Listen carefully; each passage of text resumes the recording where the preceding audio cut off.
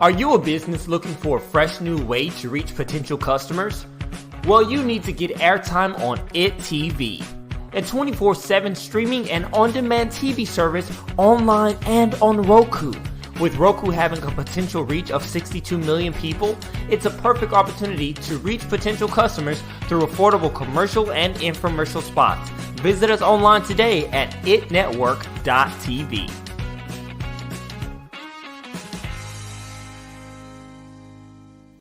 Good morning and good morning. Thank you for joining us on another episode of the Roundtable Talk Show. It's Monday. Happy Monday. One of my favorite days of the week is Monday. I just love the energy of the Monday because talk business. Over the weekend, people want to sleep and enjoy life. Not that I don't enjoy life, but I enjoy meeting new friends. So this show is definitely going to be exciting. We were speaking backstage and it's going to be fun. Now, there's someone in your network, there's someone you know, someone needs this information where they can learn from the experts, but they won't have this information unless you go ahead and share this show with them. So send that text, send that tweet, make that post, whatever you have to do. Go knock on someone's door, go grab your coworker, whatever it is. But as I always say, friends don't let friends miss out on the Roundtable Talk Show. So while you're introducing the show to your friends, I'm going to make me a new friend, Mr. Mike Edwards. Mike Edwards is an executive coach and mentor, author of Activate Your Leadership, blogger, co-host of the Open Door podcast. Good morning, Mike. How are you? I'm doing wonderful. How are you this morning? Excited. I'm excited to meet you and everyone else who's on here. I agree. Well, tell us about yourself. Tell us who you are, what you do, and what you're passionate about. So I live in Kitchener, Ontario, Canada, and what I'm passionate about is activating people. And what I mean by that is with people, we all have scripts we've learned our whole lives. And those scripts often remain hidden from us, but they guide our decisions, our behaviors, what we do, and what we don't do.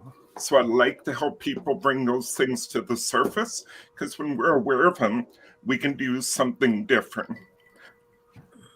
That is wonderful. I'm going to learn more because I like your whole follow your heart intuition, but we are going to come back to you. I want to go ahead and introduce our next guest, the lovely Miss Dawn Landry. She's a best-selling author and an award-winning and respected business professional. She has spent over half of her 28-year career in Houston's corporate real estate industry, excelling in business development and marketing leadership positions within the region's largest economic development organization, as well as international commercial construction companies. And in February of 2017, Dawn founded Authenticity LLC. Good morning, Dawn. How are you? Good morning, Sharifah. Happy New Year. Happy New Year. Welcome back. Thank you. It's great to be back. I really appreciate the opportunity. I love having you here. I think, like we said earlier, behind the stage, this is your third appearance. Why do you keep coming back to the Roundtable Talk Show? I love the conversation. I love your guests. I love the opportunity to visit with you and to hear what you're up to next. It's really fun. So it's a great opportunity. Thank you.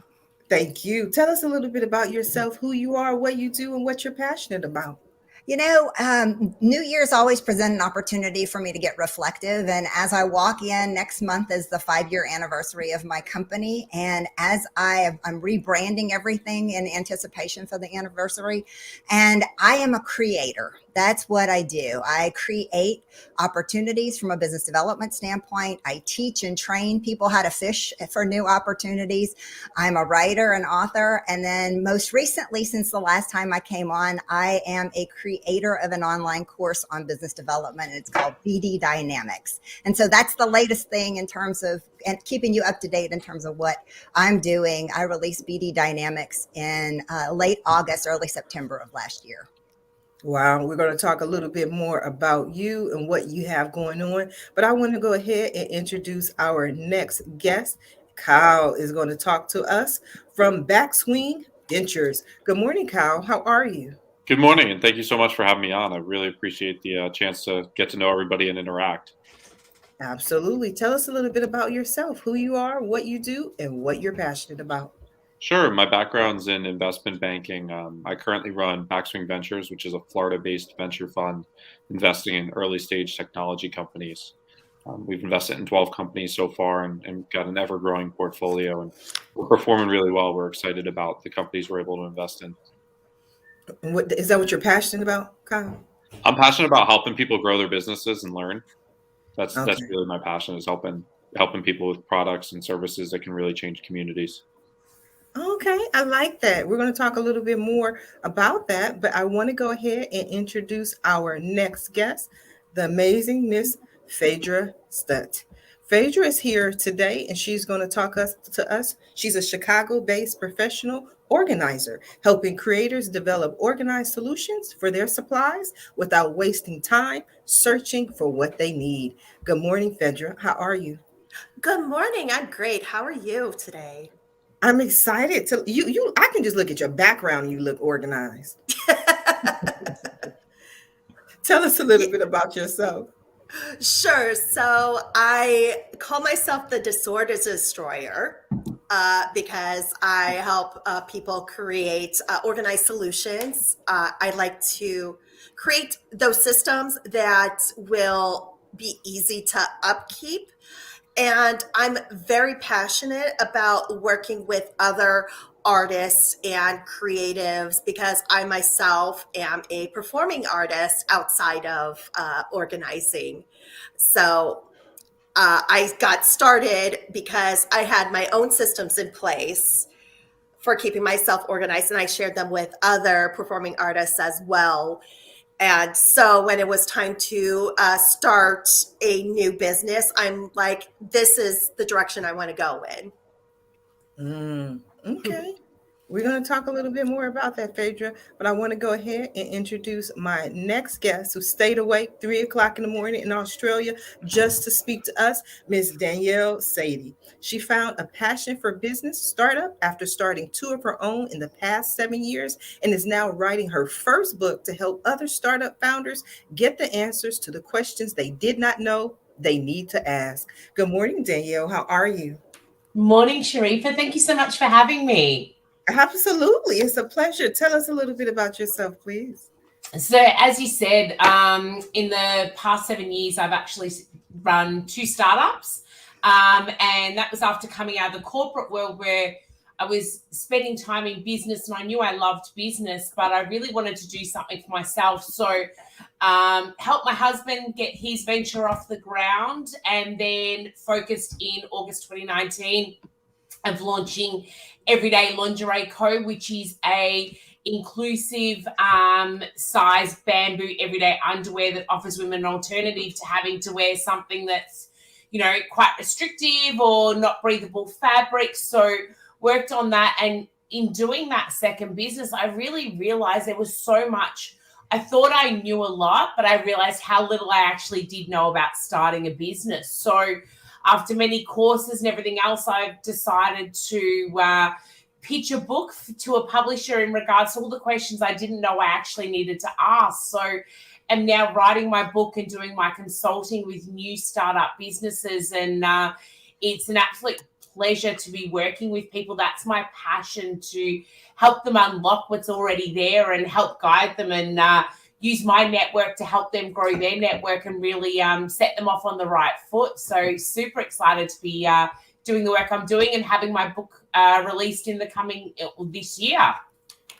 Absolutely. We're going to talk a little bit more to you, Danielle. I want to go ahead and introduce our next guest, Miss Natalia Nicholson. She's a mother of 3 young children and has been a serial entrepreneur for over 20 years. Most recently, her entrepreneurial endeavors led her to China to design her own range of candles. Further to all her research about effective ways to sell online, including attending summits worldwide, Natalia now wants to use her experience and abilities to help other women get into digital marketing. Good morning, Natalia. How are you? Oh, good morning, my lovely. I'm very well, and I am very, very happy to be here. Really excited. For me, it's all about connecting with women globally, and especially underrepresented women. Being a woman of color, I have literally felled my way to success in over 25 years of having a lot of barriers when you know, if that makes any sense. And when you don't know, you don't know. And I've been on a hamster wheel of having to educate myself, open my mind, be on different programs, go on world summits, to have to keep pushing those boundaries of information that isn't readily available when you don't come from a background where these things, your blueprint is there and these things are taught and passed on to you, and your entrepreneurial journey more comes down to your grit, desire, and the want that you're going to be in a better position to provide for yourself, generational wealth. So my mission really is to be able to help educate and equip underrepresented women with the tools and the knowledge that we often lack. And as a group, we support the economy worldwide so much, yet we're the least invested group. And then when you put color into that, we just become non-existent. So my aim is to really change that and, just make women the super women of the world that have got that desire but don't have the tools to make it possible for them to change lives. Very interesting. Now, it's something that you mentioned. I want to go back to. You said, I failed my way to success. Elaborate on that a little bit for me, please. You will only ever learn in life by making mistakes. And we are taught from when we come out the womb that failure is this nasty thing. It's something to be ashamed of. We're taught that not to be vulnerable. We're taught that, to be an expert at something means you have to have letters after your name. I'm not discrediting that. I have letters after my name, but I have learned the most from making mistakes. I embrace making mistakes, and mistakes are the best way to possibly to go forward in life and to grow. You can't grow without making mistakes. There's no piece of paper, degree, master's, PhD in the world that is going to give you that. There just isn't. I'm not going to tell my children that till they've graduated, but yeah. I'm going to see if Mike agrees with you. What are your thoughts on what Natalia had to say, Mike? Well, I believe when it comes to failure, failure is a necessary part of the learning. I also believe the greatest growth happens from our comfort zone, playing to our strengths, doing the things that we're really good at. But if we're not willing to take a risk and willing to fail, we're not going to grow. So I agree. Mm-hmm. Danielle, what are your thoughts? I could not agree more with that. My biggest learnings have been my most costly moments that have brought me to my knees emotionally, not just financially. In those moments, I've definitely learned more within business, within life, even about myself. I don't know whether you agree with that, Natalia, that it's not just about the business that you learn, it's about you and where you can actually go and where you can push forward in. Without a shadow of a doubt, there was a reason why Abraham asked God for wisdom. Sorry, had to pull myself up. For any of you watching, I'm hiding from my children. Wisdom is just the greatest gift that you can be given. Your business goals should be wrapped around your goals as an individual and a person. So who you are is very much reflected in your business. Your business is born out of you. Essentially, it's like your child. So the more growth you have, the more leadership you've got, and the more you learn by your mistakes, it's just the better and bigger your business is going to be. Mm-hmm. Sharifah, this topic actually is covered in Adam Grant's newest book, Think Again. And it's about failing fast, but it's also about not getting stuck in your thinking. And so sometimes we create a new company or a new concept or whatever else, and then we get stuck because we are like a one-hit wonder. We get so comfortable in it. And one case in point is BlackBerry. They didn't advance, and Apple came in and gobbled up the market, and BlackBerry is no longer in existence. So it's constantly looking at new opportunities and even going back and reflecting on those things that we did so well previously. But how are we going to advance ultimately? Absolutely. Absolutely. Phaedra, your thoughts? Well, I feel like we get so wrapped up in failure and being afraid of failure that we don't even start. Uh, like that's, why I'm here today. Like I didn't, I've never been a part of a podcast before. I'm scared that this is going to completely flop, but the only way to advance, to get better Hold on, is hold on, hold on, to hold on, show hold on, up. hold on, hold on, hold on, hold on. Let's go back to I'm scared. Let's go. We're not gonna gloss. Why would you be afraid? Nearly 400 episodes. I've been doing this since 2009. Yeah. Why? How could it flop? How could it flop, Phaedra? I don't know. I could mess up my words. I could just completely freeze.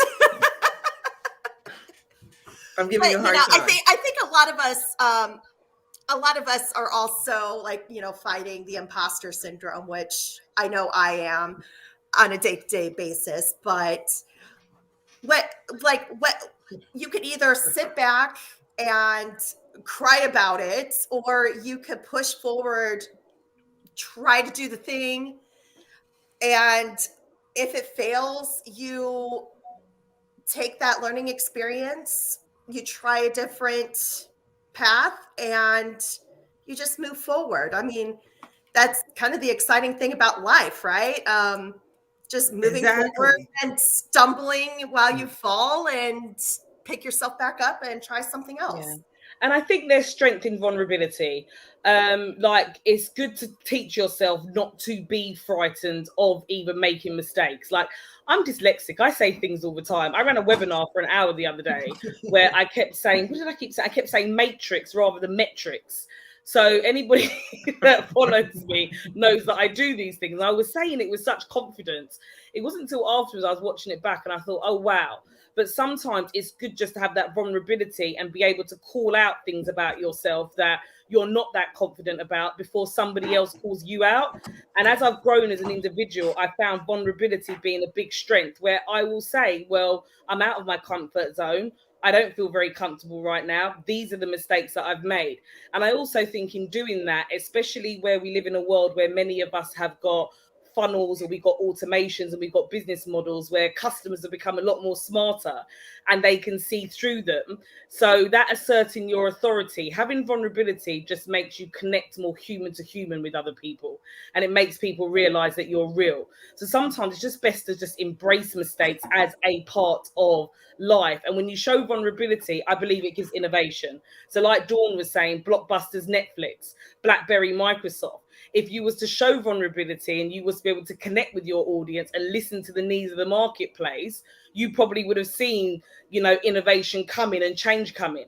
When you want to be a know-it-all, assert yourself as an authority all the time and be this expert that never has a hair out of place and is always perfect, the pressure is just too much and mistakes happen, such as Microsoft and BlackBerry.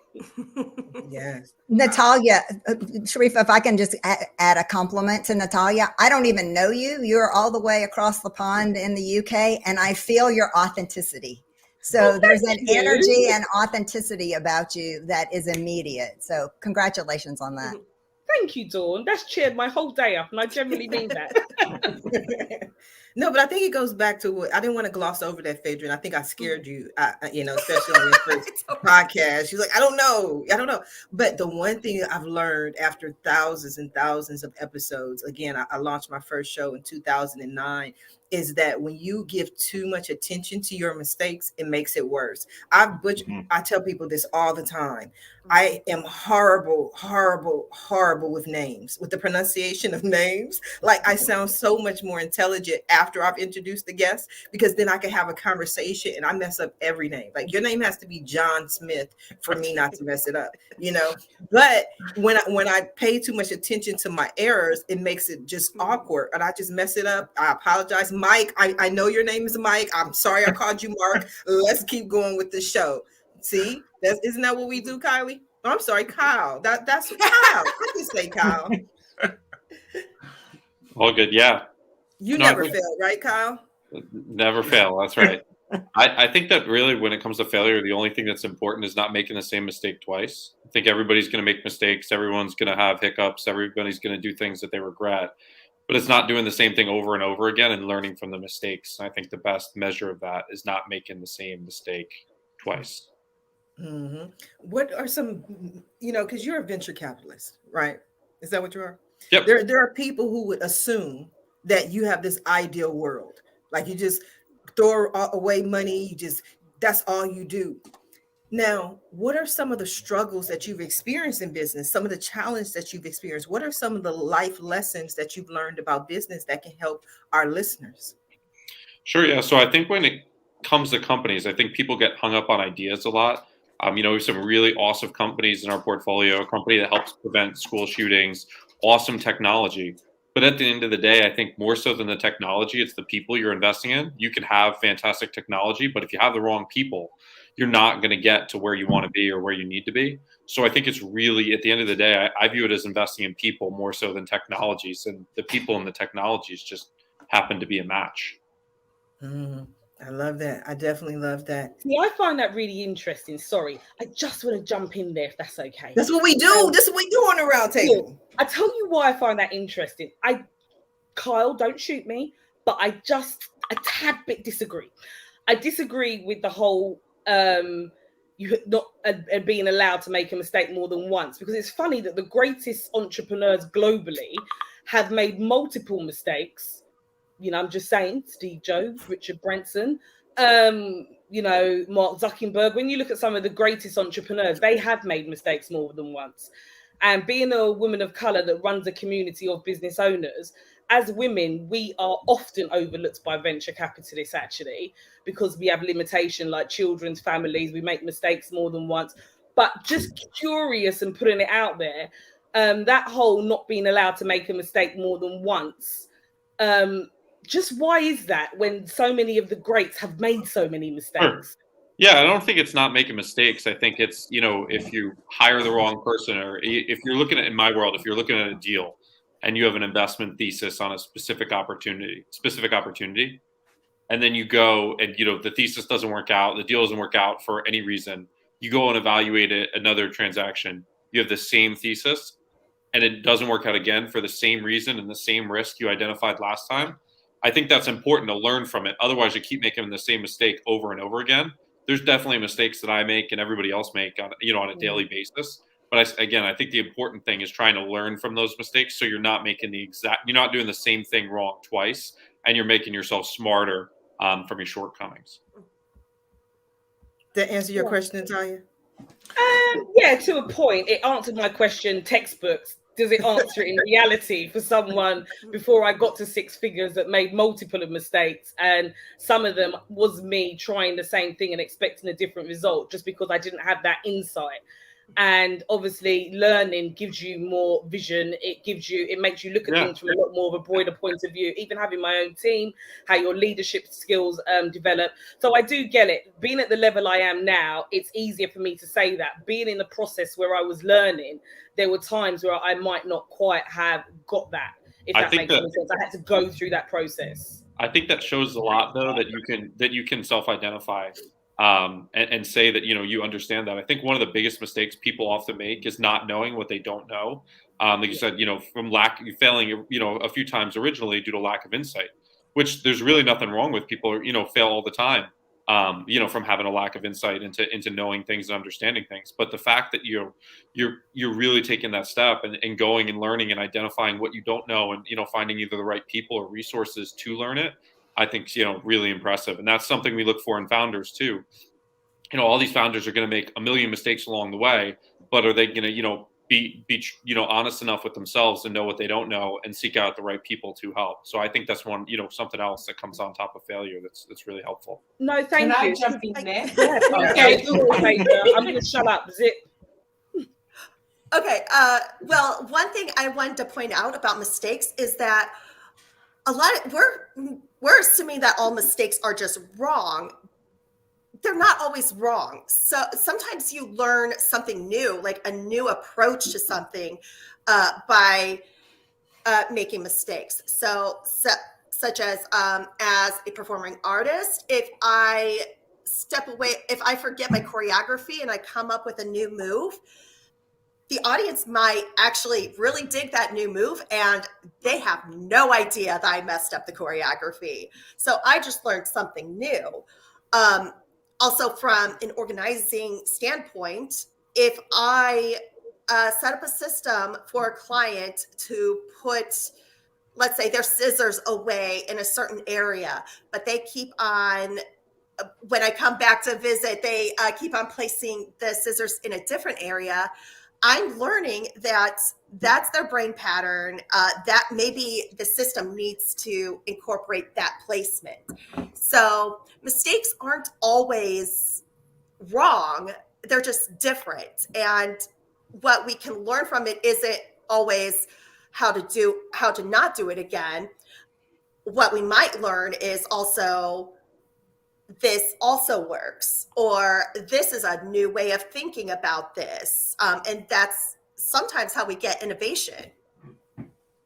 I was going to say exactly the same thing, Phaedra. I feel like if I hadn't gone down that path and had so many moments where, I made mistakes, I probably wouldn't have written the book I've written. Mm-hmm. It's in that, the learning, the growth, it's kind of brought everything into it together. And,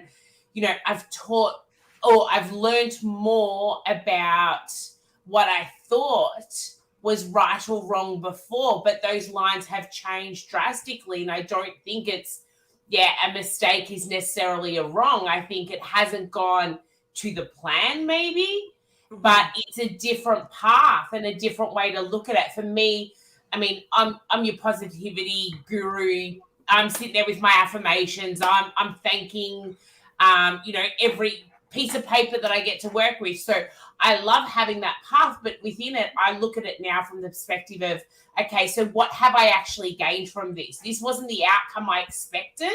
So I can look at it as a mistake, or can I see that there's learnings or challenges I'm now facing that I can look at opportunities within this to grow me, to grow my business and expand from there. And as I said, without those moments, I don't think I would have written 50,000 words to be able to present to others. I think there's a number of positive outcomes that come from people making mistakes all the time, actually. I think that's how learning and growth occurs. So I couldn't agree with you more on that. Mm-hmm. I think the key here is that about making the same thing, change it, learn. Even when Phaedra was talking about that new step, as a creative, I understand exactly. Sometimes I make mistakes and I'm like, oh, that worked. And now I have a new thing. I always think of Formula 409. People use it as a cleaner, but the 409th version of their formula is the one that actually worked, but they had to keep changing the ingredients. They had to keep changing things up in order to make it work. Now, Dawn, I want to hear from you. I want to hear your thoughts. Well, I actually have a question, and it's to Kyle and Natalia, because as we think, so it's one thing to learn from our mistakes and everything, but it's in how do we apply it to the future? And really, I want to understand, like in the post-pandemic kind of world, hopefully we're getting to the end of this. And so, but in a post-pandemic world, especially as it relates to digital media, we are changed. And so just the evolution of 2020 and 2021 in terms of this digital world that we're living in, the LinkedIn world, and just the evolution of it all, it just feels like the volume is so much more. And so I'm just interested. I don't have a comment. I actually have a question in terms of getting that perspective. What does it look like in terms of technological trends as we start to come out of this? Well, that's an interesting question. I'll definitely allow them to answer it. I want you to ponder it for a couple of seconds while we stop for a brief commercial break. You need jordansrooter.com. Get free estimates, 24-hour service, special discounts for seniors and veterans. That's jordansrooter.com. Have a home repair or some remodeling you need done? No problem. We can handle all that too. Give us a call today at 800-300-0358. At Jordan's Rooter, we take pride in our work and always make sure to get the job done right the first time. That's jordansrooter.com. We want to be your Mr. Fix-It. Are you a business owner, CEO, entrepreneur, artist, musician, celebrity, or influencer interested in more exposure for your business? Schedule your one-on-one interview with Sharifah Hardie today. We handle everything for you. We video interview you, we professionally produce your interview, and we distribute your interview. We do the work so you can focus on putting your best foot forward. If you have been looking for more ways to get your product or service in front of more people, this is the opportunity for you. Schedule your one-on-one interview with Sharifah Hardie today. Yes, we are having an interesting conversation. We are halfway through the show. So if you miss any of this episode, you definitely want to watch it from the top of the show in the archives. We're going to start with you, Natalia, in response to Dawn's question. Yeah, so Dawn, that's an interesting question, and actually, you kind of read my mind even asking that question. So even when we were speaking about mistakes and their failures, they are kind of two different things. And one of the things that really has made me grow and put my big girl pants on in business is becoming a lot more strategic. And the digital world enables you to do that. So I think there's many small businesses, big businesses, medium businesses that are now understanding the power of data, rightly or wrongly, because it does bring up a lot of arguments of, is it right, privacy laws, ISO, etc., etc. But we are communicating on digital channels, even just being here on this show together and being able to connect throughout the world.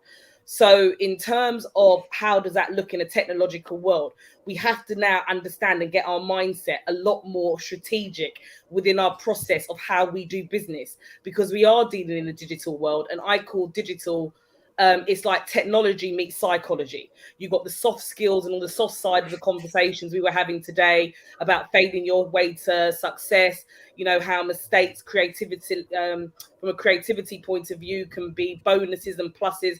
And it's all about learning and growing. Mistakes and failures aren't a bad thing.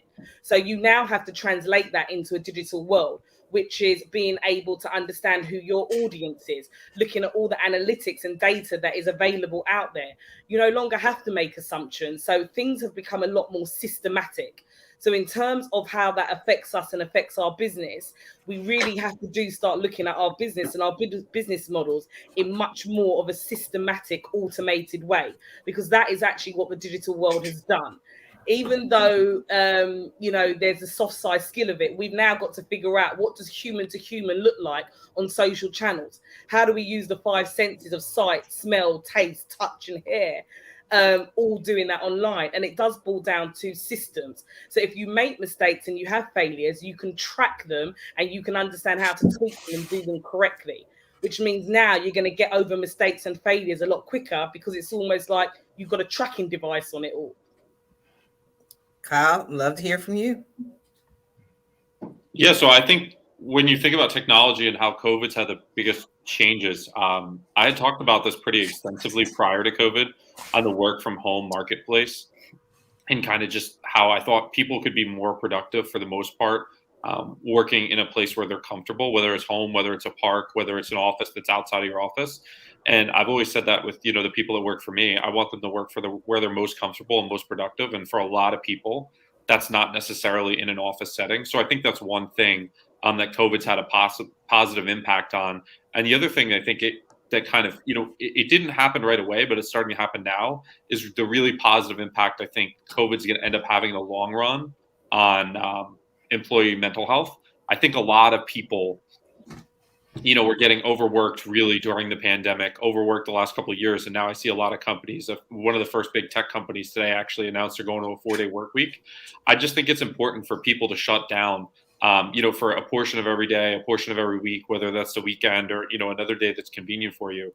And I just think that people are generally just overworked, and, it's tough to have a passion and really enjoy what you do when it's just constant. You need a break every now and then. And I think that's one thing that's going to end up coming out of COVID is employers are going to put a bigger emphasis, in practice on mental health, as opposed to just kind of what had been going on in the past where they talked about it but didn't really do anything. I'm hoping we see a positive shift that really can benefit employees' mental health.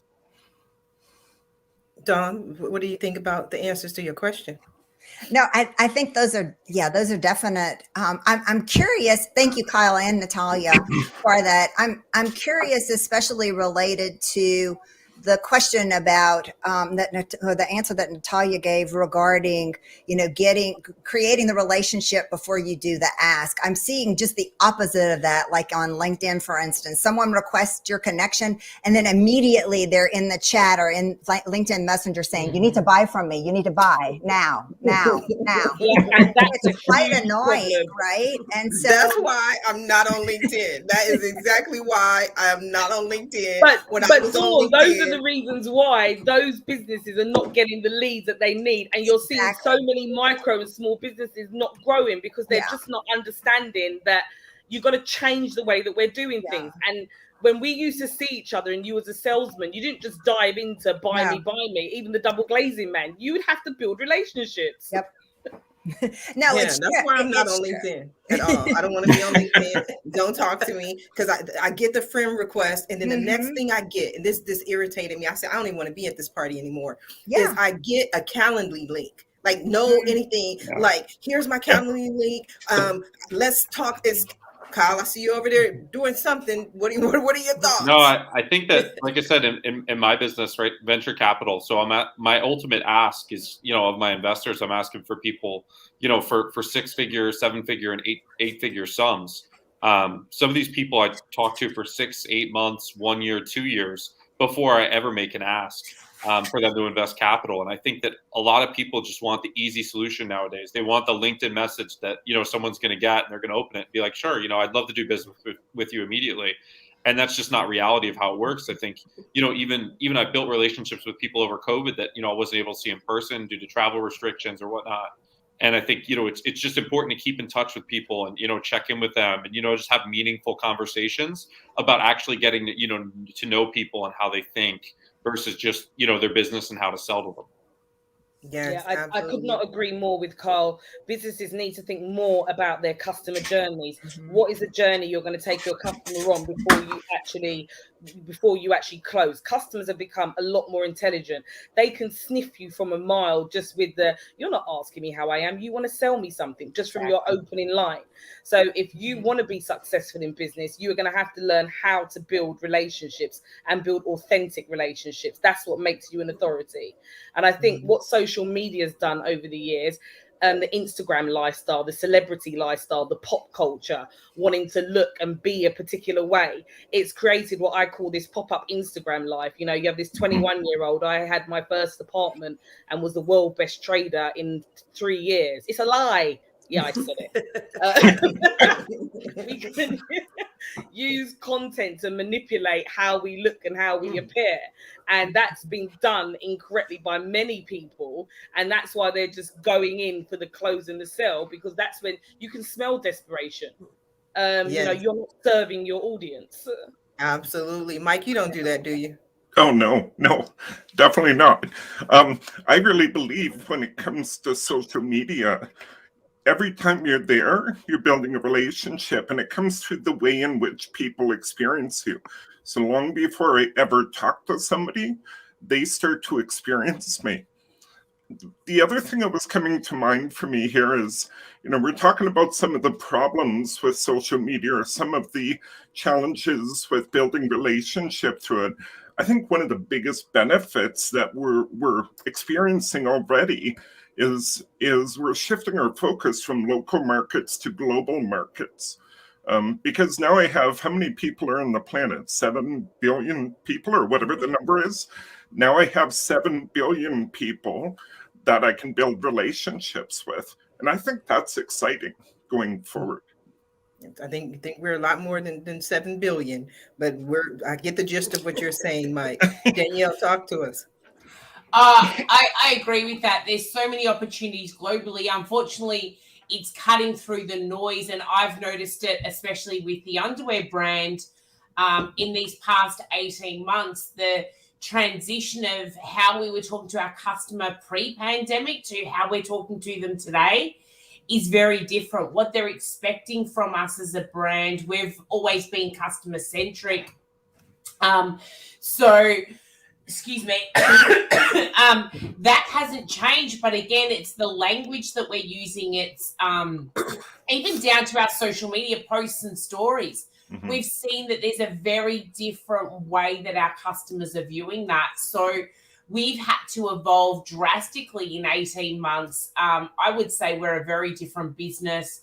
Our principles are the same, but the communication that we're doing is very different. And I think social media is an amazing opportunity. When I started out in sales, the only way to advertise was to buy a half page, quarter page, or full page in a local paper for the business I was representing. So I would, have to budget that into my my forecasting. Whereas now, you could do as little as $5 a day or whatever and reach, that 8+ billion people on the planet, etc. If that's the number, I don't know, Sharifah. But it's that opportunity there where we can just reach out. But I think the flip side of it is that we have those people that are trying to sell to us straight away as well. That the minute they slide into, that connection somehow, they're sliding into your DMs and wanting to sell you something, and you don't. I mean, for me, I would rather pay more for something and have a relationship with someone, or the same as anyone I'm going to work with. I always interview them, have a conversation. Does my personality work for you? Does yours work for me? I kind of have that happening in all areas of my life. So business is definitely no different, and especially not for my customers. If they don't feel that they want to open that email up from me, well, I'll be disappointed, because I really hope that they can see that I understand them today. Yeah, I couldn't agree more with that. I see it since the pandemic. What's happening? We've become a bit like the dating game. So, like you've just got the people who are out there that put themselves everywhere. They want all the one night stands. They're not true to their word. They'll say they want a relationship, but they don't really. So the marketplace had loads of those in there. And with the pandemic, I feel like there's actually a lot of more authentic people out there saying, hang on, that's not me. That's not why I use social media. And a lot of that has come out in customers. So even if you look at the beauty market, are you noticing now that companies are starting to understand exactly what we was talking about at the beginning of this show, about vulnerability, about the fact that people are human, about the fact that we all make mistakes. We're not perfect. When you look at advertisements like Dove, and you've got women of all colours, sizes and shapes being on TV. A lot of underwear brands are now showing all different types of women, plus size industry, how that's gone through in modelling. You're now seeing that actually not everybody in the world is perfect, and there are a lot of authentic people that are hanging out online. Whereas before it did, I think with the influence age and the pop culture age, it got a bit out of control of this perfect Kardashian life. Yeah, I said it again. Yeah, Phaedra, I'd love to hear from you. I'm just thinking about what Natalia just said. It just makes me feel like what I'm looking for when looking for a new brand is I'm looking for thoughtfulness now. Like, I'm not looking for anything that's polished. Like, now social media and being able to talk about issues and learn from people that don't look like us has made a lot of us more aware and wanting to support other, like, the companies. Like, we could put our money anywhere with underwear, let's say, but if I could spend my money in something that's more sustainable, like, that's where I'm going to put it, like with the bamboo underwear. Okay, I'm confused. Danielle, is that what you had, Danielle? It was I have bamboo underwear. Yeah. I've got you covered down there. Don't worry. But the other it's part so much to more that, sustainable. 100%. But the other part to it, I just want to go back to what Natalia was saying. The other unfortunate part, though, the statistics are that 95% of the advertising you're seeing, 95% is highly edited. Yeah. Like, that is, as much as we're building meaningful relationships with people, we're still giving them a bit of BS. Like, it's one of the reasons why I said about being 100% Photoshop free. I wanted those women who were represented to know that I truly believe they are beautiful exactly as they are. That every line, bump, whatever you want to call it, or flaw you have is absolutely perfectly imperfect. So, you can that part of it, as much as these companies are showing up, sorry, but I need you to show up a little bit more. I believe there's a space for editing, but let's keep it real. Don't put that, size 20 model up or whatever, and then Photoshop the absolute bejesus out of it to give this hourglass look. Show her who she really is and show that we love and support her exactly as she is. Sorry, that's just gone a whole nother way, but I had to say it. No, it's okay. No, I totally agree.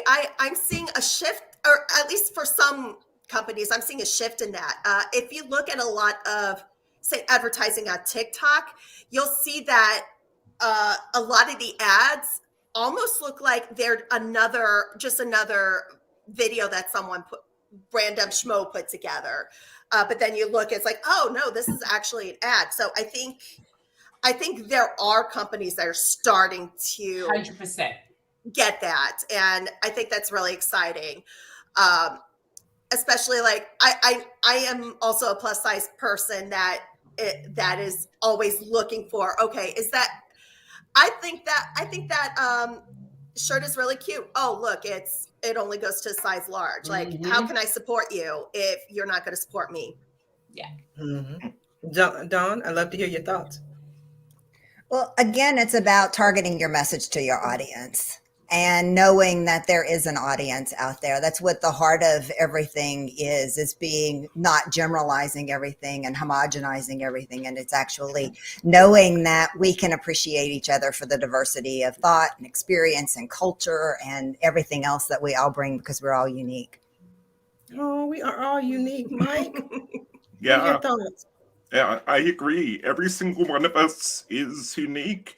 And when I think about going out in social media and think about our earlier conversation about mistakes and errors that we make, how often do we hold ourselves in putting on something social media because we don't want to be criticized or attacked or somebody to argue with me or whatever it is. And we just need to get over it and get out there, put it out there. Get over it, get out there and put it out there. Kyle, now with venture capitalists, some people will say they only look for one type of company, one type of person. They're not necessarily looking for diversity or people who just want to stand out and be unique. What are your thoughts? So, when I set my fund up, actually, I wanted to take the best opportunities independent of sector, of really stage. I just wanted to invest in the best possible deals and the best possible people. And we've kind of done that. We've done some, healthcare technology. We've done some software. We've done some hardware. We've really invested across the board, and our fund's really been successful just because we have that diversity. We have diversity of backgrounds. We have, multiple minority-led businesses in our portfolio. We have multiple female founder-led businesses in our portfolio, which are actually some of our best performing companies. So I think that there's something important to be said for having a diversity of backgrounds and a diversity of opinions, when you're one, evaluating deals, and two, in the companies you're investing in. And then, we're in the process right now of creating a leadership forum for all of our portfolio companies to kind of network together and learn from each other and learn best practices and things that each of them did that made them successful or unsuccessful, but to try and share in the learning experience. I like that. Natalia, what are your thoughts on what Kyle had to say? Number one, I have got to give a big hands up to Kyle. That's one of my biggest struggles, and that is so refreshing to hear, Kyle, because out of every pound that is spent on capital ventures, only 13 pence go to women. And then when you put diversity and colour into that mix, it just falls to something that isn't even a full decimal. So to hear a capital ventures company, Carl, and for you to be backing women, and they're some of your best performing investments, and backing diversity as well, that makes my heart sing sincerely. I think we need to see more of that. I think the world is changing. Organizations are realizing that actually we need a representation of who our consumers are. You're starting to see boards wanting more represented and women on their boards, because as much as we've got Black Lives Matters and this, we're all one and we're all diverse and we're all equal, the fact remains that by representing all different groups of people, as the world is becoming more of a melting pot in terms of race, sexuality, religion, all types of things, the bottom line is what makes a business successful is it's done by how much money is made. So to understand who the end user is and to be able to understand how to connect with them is huge. And I think, what Kyle said, and having a program like that represents all those different types of things is great. The world is changing. It's changing. Maybe not as fast as some of us want, but it's changing. I would say one of the biggest mistakes I actually think companies make when they create their boards, a lot of companies now are going to a quota system where they have to have X amount of females or X amount of people of color.